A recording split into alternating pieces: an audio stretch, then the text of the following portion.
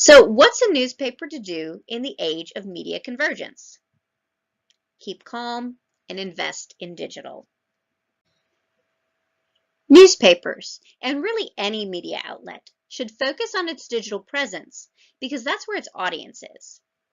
Now, a 2016 report from the Pew Research Center found 62% of Americans got their news from social media, although I would argue that the 44% of people who got their news often or sometimes is a more accurate number than including the 18% who answered hardly ever.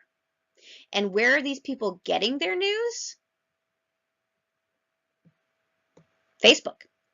2/3 of US adults use Facebook, and 2/3 of those got news on the site, which means a whopping 44% of the US population gets their news from Facebook.